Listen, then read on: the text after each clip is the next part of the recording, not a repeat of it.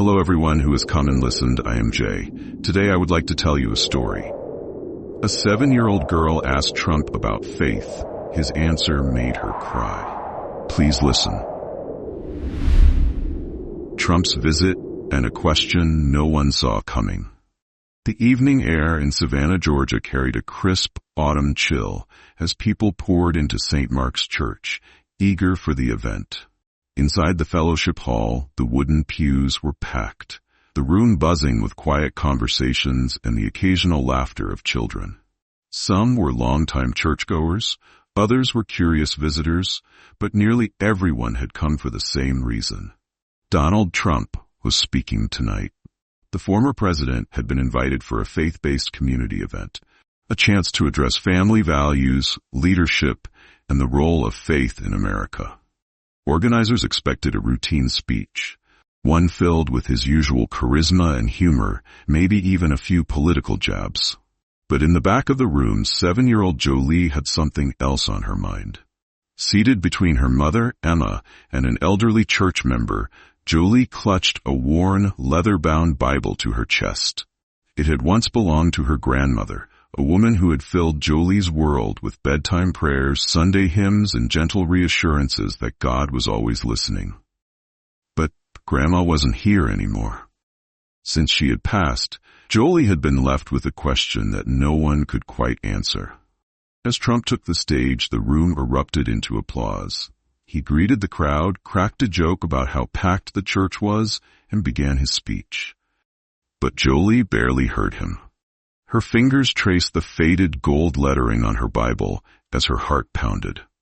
She knew there would be a chance for questions at the end, and she knew exactly what she was going to ask. But would she have the courage to ask it, a question that changed everything? As Trump continued his speech, Jolie's grip on her grandmother's Bible tightened. The hall was filled with warmth and laughter as he spoke about faith, leadership, and perseverance. But her mind was elsewhere. Her mother, Emma, could feel the tension radiating from her daughter.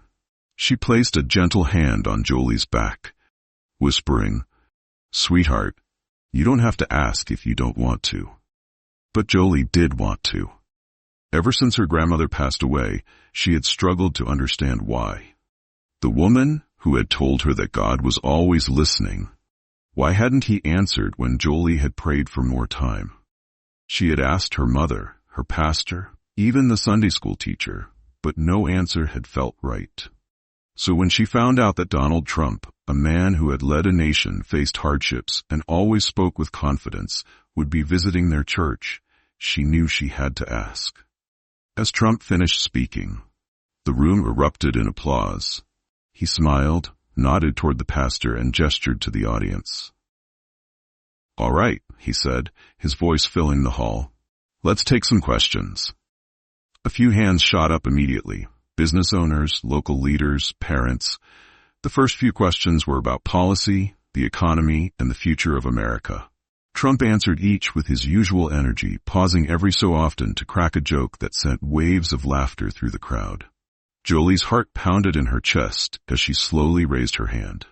At first, no one noticed. A small girl in a room full of adults. But then, Trump's sharp eyes caught movement in the crowd. He pointed in her direction. "Yes, the young lady in the back," he said, his tone noticeably softer. "What's your name?" Jolie's legs trembled as she stood. The entire room turned to look at her, a tiny 7-year-old girl in a sea of grown-ups.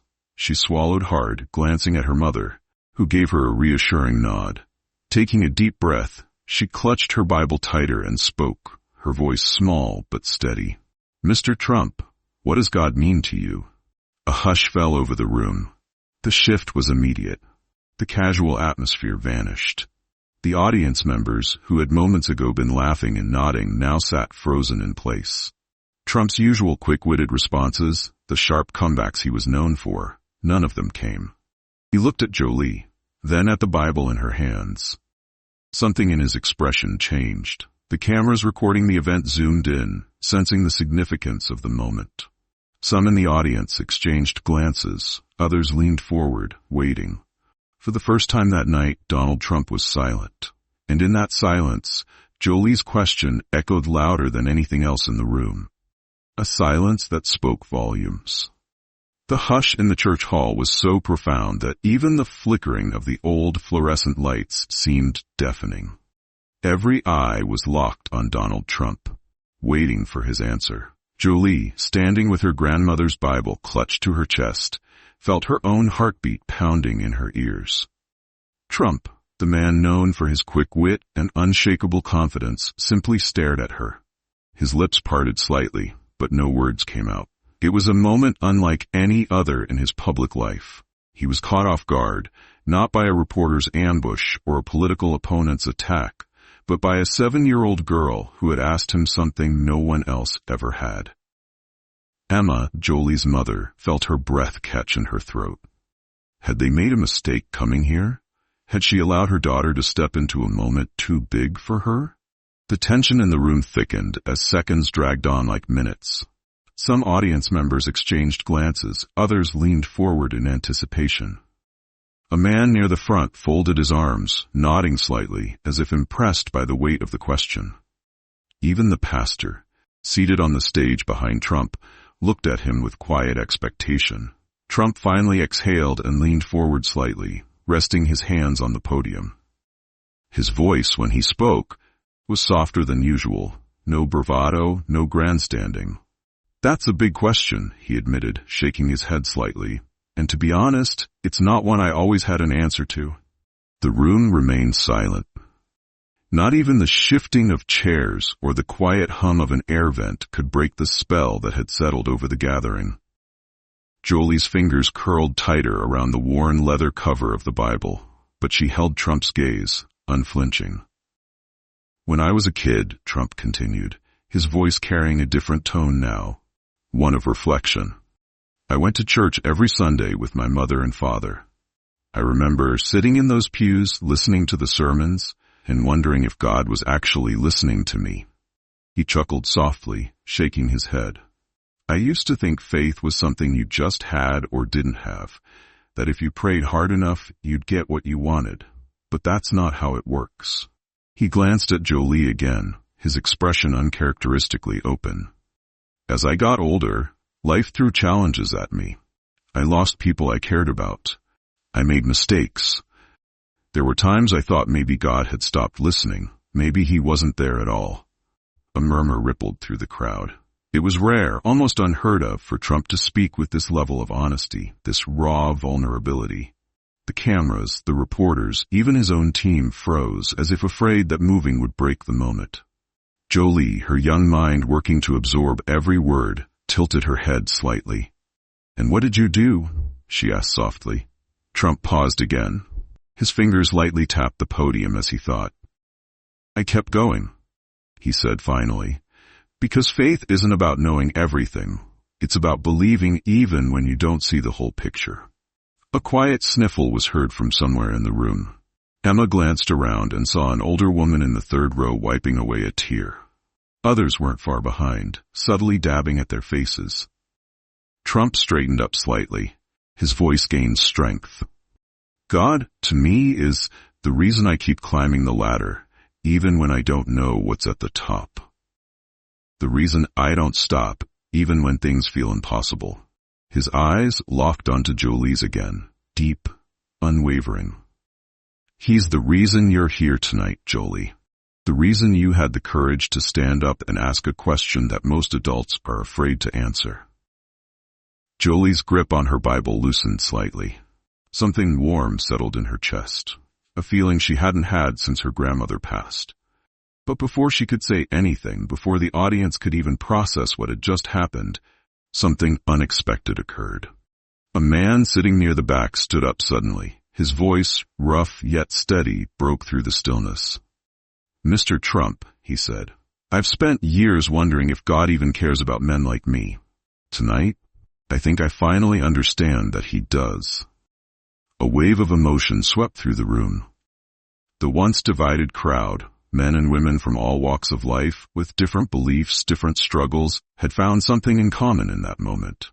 Jolie smiled, the weight in her heart feeling just a little lighter. And as the moment stretched on, no not even Trump himself, knew just how much this conversation would change everything. A moment that changed everything. The weight of the moment hung thick in the air. Jolie's question, so innocent yet profound, had peeled back a layer of Donald Trump that few had ever seen. The crowd, a mix of hardened skeptics, loyal supporters, and curious onlookers, sat frozen, absorbing his words. But just as Trump's voice settled into the silence, a sound broke through, a soft, muffled sob. The crowd instinctively turned toward the source. Near the middle of the hall, a middle-aged woman sat with her hands clenched tightly in her lap, her face partially hidden by her trembling fingers. Tears streamed down her cheeks as she struggled to compose herself, her shoulders rising and falling with each shaky breath. Trump noticed. He took a step back from the podium, his eyes fixed on her. "Ma'am," he said, his voice gentle yet firm. "Are you all right?" The woman hesitated, then slowly lifted her head. Her eyes, red and swollen, locked onto his. "I lost my son last year," she said, her voice breaking. "I've been so angry at God ever since." A wave of emotion rippled through the audience. Some shifted uncomfortably in their seats, while others nodded knowingly. This wasn't just about politics anymore. It wasn't about policies or public perception. It was about something deeper, something real. Jolie's small hands tightened around her Bible, her own heart pounding in her chest. She recognized the pain in the woman's voice. It was the same emptiness she had felt when her grandmother passed. Trump, usually so quick with a response, didn't speak right away. Instead, he studied the woman, his expression unreadable. Then, with a slow exhale, he nodded. "I understand," he said. The room held its breath. Trump leaned slightly on the podium, his gaze steady. "I lost my brother Fred years ago. He was a good man, better than me in a lot of ways. And when he died, I was angry too. I didn't understand why God would take him and leave me behind." The woman's lips trembled. "But," Trump continued, his voice low but unwavering, "I learned something. Faith doesn't mean we don't get hurt. It doesn't mean we get all the answers. It means we keep going, even when it doesn't make sense." A few sniffles were heard throughout the crowd. Some audience members wiped their eyes. Others stared at Trump in a way they never had before. The woman nodded slowly, her fingers loosening in her lap. She wasn't sure if she believed in faith yet, but for the first time in a long time, she didn't feel so alone. Jolie stepped forward then, her small voice cutting through the air like a ray of light. "My grandma used to say that God listens, even when we're mad at him," she said softly. The woman let out a shaky breath, then nodded again. "Maybe I should try talking to him again," she whispered. Trump smiled faintly, then looked out at the crowd, sensing that something powerful had just shifted. And just like that, the entire room, divided by politics, backgrounds, and beliefs, felt a little more connected. The breaking point. A heavy silence lingered in the air, thick with emotion. Jolie's words, so small yet profound, had settled deep into the hearts of everyone in the room. But just as the moment seemed to find its peace, a voice from the back shattered the stillness. "That's easy for you to say, Mr. Trump." All heads turned toward the speaker. A tall, rugged man, his flannel shirt slightly wrinkled, stood with his arms crossed. His jaw was tight, his eyes dark with something deeper than anger, pain. "You talk about faith," the man continued, his voice edged with frustration. "About keeping the faith even when it doesn't make sense. But what about when everything is taken from you? When no matter how hard you pray, nothing gets better?" The tension spiked in the room. A murmur spread across the crowd, some nodding in agreement, others watching Trump intently, wondering how he would respond. Jolie, standing near the podium, instinctively stepped closer to her mother, gripping the sleeve of her dress. She had seen people upset before, but this was different. This wasn't just frustration. It was desperation. Trump held the man's gaze, not flinching. He recognized that look. He had seen it before in himself, in others. "What's your name?" Trump asked, his voice calm but firm. The man hesitated. "Tom." "Tom," Trump repeated, nodding. "You've been through something, haven't you?" Tom scoffed, shaking his head. "Yeah, I lost my wife last year. Car accident. Just like that. She was gone. His voice cracked, but he kept going. She believed in God more than anyone I've ever met. And what did that get her? A death that didn't make any sense. And now you stand here telling me to keep my faith? Jolie's eyes welled up, and even Trump seemed momentarily at a loss for words. The entire room held its breath. Then, Trump stepped away from the podium. He didn't look like a politician now. He didn't look like a businessman. He looked like a man who understood pain. I won't pretend to have an answer for you, Tom, Trump admitted. I won't stand here and tell you that pain like that makes sense. Because it doesn't. The raw honesty in his voice stunned the room. But I will tell you this, he continued, his tone unwavering. You're still here. That means there's still something for you to do. Something your wife would have wanted for you. Tom's breath hitched. Faith isn't about pretending everything is okay, Trump added. It's about believing that even in the worst moments, you're not done yet. A shaky exhale escaped Tom's lips. He ran a hand over his face, his tough exterior cracking just a little. I don't know if I can believe that, Tom whispered. Trump nodded slowly. Then let us believe it for you, until you can. For the first time that night, Tom lowered his head, his shoulders trembling just slightly, and in that moment, he wasn't alone. None of them were. A shared moment of faith. The room was silent, not the kind of silence that came from a lack of words, but the kind that settled deep. A silence of reflection, of weight, of something bigger than all of them. Tom stood there, his arms crossed, but his posture no longer rigid with anger. Instead, his eyes lowered, his chest rising and falling with slow, uneven breaths. He wasn't the only one moved. Across the hall, people exchanged glances, some wiping at their eyes, others simply sitting in stillness. Then, Jolie moved. She looked up at her mother, as if asking for permission, and when her mother nodded, she took a careful step forward. With small, deliberate footsteps, Jolie crossed the room toward Tom, the old Bible in her tiny hands. She was trembling. She was only 7 years old, after all, but something inside her told her this was the right thing to do. When she finally reached him, the entire room held its breath. Jolie tilted her head up, her bright, innocent eyes meeting Tom's pained ones. Then, without a word, she held out the Bible to him. Tom blinked, clearly caught off guard. He hesitated, his rough hands clenching at his sides. For you, Jolie whispered. Grandma always said when you don't know if God is listening, just keep talking. He hears you, even when you can't hear him. A sharp inhale cut through Tom's throat. He looked down at the worn cover of the Bible, the edges frayed from years of love. His hands trembled as he reached for it, his fingers brushing against the small hands of the girl who had somehow reached him in a way no one else had. His voice faltered. He swallowed hard before whispering, "Thank you." Trump, watching the exchange, nodded subtly. He didn't speak, didn't interrupt. This moment didn't belong to him. It belonged to all of them. From the crowd, someone began to clap, slow and steady, then another, and another, until the entire room erupted into applause, not the loud, roaring kind, but the kind filled with meaning. People rose to their feet, not for politics, but for something greater, for hope, for faith, for the undeniable truth that even in pain, even in doubt, they were not alone. Jolie, still standing beside Tom, turned back to look at her mother, who was now smiling through her tears. Trump stepped forward one last time, clearing his throat, his voice carrying the weight of everything that had just happened. "We came here tonight to talk," he said. "And maybe we did more than that. Maybe we reminded ourselves of something we've all been missing." He looked over at Tom, then back at Jolie. "Sometimes faith doesn't need to be big or loud or certain," Trump continued. "Sometimes it just needs to be shared." And as the applause swelled, Jolie smiled, knowing that tonight she had done exactly that.